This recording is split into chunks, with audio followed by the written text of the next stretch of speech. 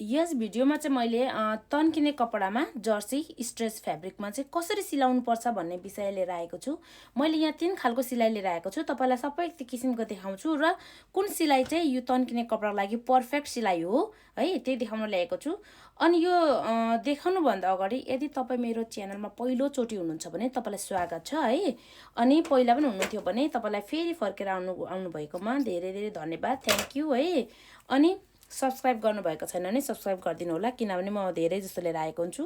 अनि यो सिलाइ चाहिँ हामीले जुन कटन कपडा अथवा पोलिस्टर अरू कपडामा रेगुलर जुन सिलाउँछौँ त्यो सिलाइ हो। तर यो सिलाउँदा चाहिँ तन्किने कपडामा के हुन्छ हेर्नुहोस् है त, अब तन्काउँदाखेरि यस्तो हो, चुटेको चुटेन ल, हेर्नुहोस् है, चुट्यो नि।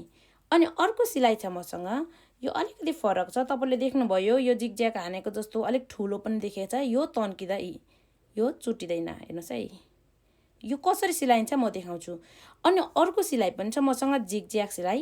तपाईँलाई यो सिलाइ थाहा भएन भने जिगज्यागले पनि काम दिन्छ, तर जिगज्याग सबै सिलाइलाई काम दिँदैन। त्यो भएर हामीले जान्नु जरुरी चाहिँ यो जिगज्याग स्टिचले पनि चुटिँदैन। त्यो भएर यो जिगज्याग स्टिचबाट पनि सिक्नलाई जरुरी छ यसमा पनि। र यदि यो चाहनेहरूले प्राय यो जानेकै हुन्छ है। तर यो चाहिँ जर्सीको लागि, यो स्ट्रेच तन्किने कपडाको लागि हुँदैन।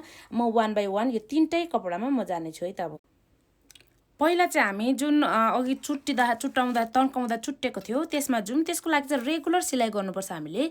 रेगुलर भनेको यो भयो, यो चाहिँ फड्क है। हामी कति फड्क मार्छौँ लुगा सिलाउँदाखेरि, छिट्टो सिलाउनु अलिकति उतार्नु सजिलो भनेर बडाउँडङ अलिक फड्क मारेर सिलाउने भने 4मा राख्ने। अनि खासै 3, 2.5, 3 चाहिँ ठिक्कको लाग्छ मलाई होइन। तर यसमा चाहिँ म यति रेगुलरमै राख्छु है। यो चाहिँ है, यो 3मै राख्छु म प्रायः जस्तो। अनि यो तलको लागि चाहिँ यो जुन यो कालो धर्को छ नि, यो कालो टिक्का छ नि, त्यसको सिधा पार्नुपर्छ। यसलाई रेगुलर सिधा सिलाइ हुनुपर्छ, सिधा सिलाइ है। माथिको पनि रेगुलर सिलाइ राखेको छु मैले है, जुन कपडा अरू सिलाउँछौँ त्यसरी नै यो पनि एकदम रेगुलर सिधामा राखेको छु है त। यो चाहिँ अब म रेगुलर सिलाइ गर्छु। यो अघि जुन फटाको सिलाइ छ त्यसको अर्कोपट्टि अलिकति पट्याएर यहाँनिर सिलाइ गर्छु म रेगुलर सिलाइ।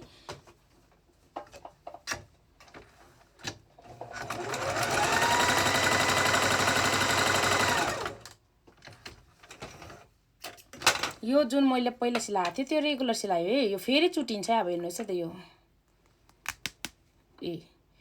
अब नेक्स्ट अर्को सिलाइ हामीले जुन यो साँच्ची भन्नुपर्दाखेरि यो जिन्स प्यान्टको तल फेदमा सिलाएको हुन्छ, यस्तै यस्तै देखिन्छ है।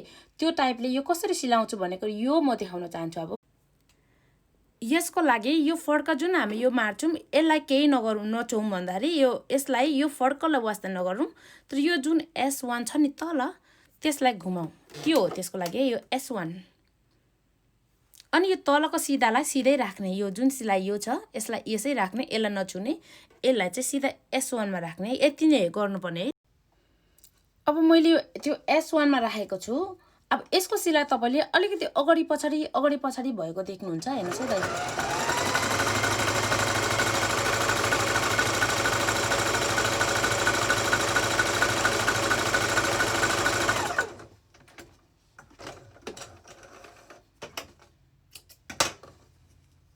यो देख्नुभयो, जिन्स प्यान्टमा पनि हामीले जिन्स प्यान्ट छोटाउँदा नै यो सिलाइ गर्नुभयो भने एकदमै राम्रो देखिन्छ होइन।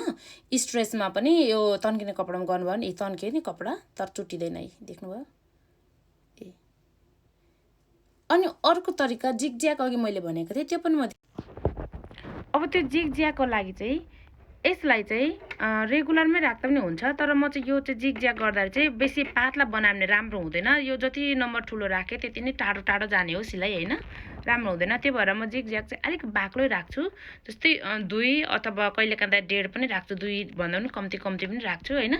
अनि यो चाहिँ जिगज्यागको लागि यो धेरैवटा जिगज्याग छ यहाँनिर, तपाईँले नक्सा देख्नुहुन्छ यो तल माथि भएको है। तर मलाई लाग्ने मनपर्ने बेस्ट चाहिँ यो, सधैँ नै म चाहिँ यो युज गर्छु, यो युज गर्छु म चाहिँ सधैँ नै। यो दुइटै एकै ठाउँमा हुन्छ, त्यो दुइटै हो है, यो युज गर्छु म चाहिँ। अनि यो युज गर्नको लागि चाहिँ यति नै, यो गर्यो यहाँ अलिकति बाक्लो राखेँ, त्यसले राम्रो देखाउँछ है।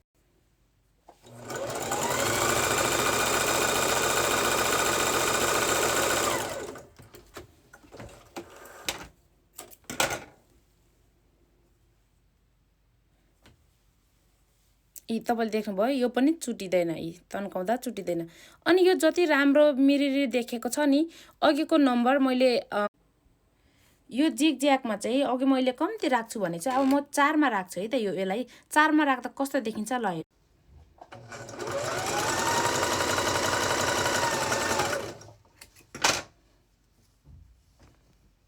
देख्नुभयो नि, 4मा राख्दाखेरि कति नराम्रो देखिन्छ होइन। तर अलिक छोटोमा राख्दा मिरिरी देखियो, तर 4मा राखेको राम्रो देखिएन। है देख्नुभयो नि यो, त्यो भएर जिगज्यागको चाहिँ भरिसके बाक्लो राखेको राम्रो हुन्छ है।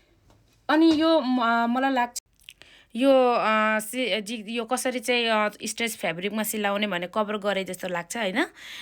यदि तपाईँलाई मेरो भिडियो मन पर्यो भने प्लिज लाइक सेयर कमेन्ट गरिदिनु होला, र सब्सक्राइब गर्नुभएको छैन भने फेरि पनि भन्दैछु सब्सक्राइब गरिदिनु होला है।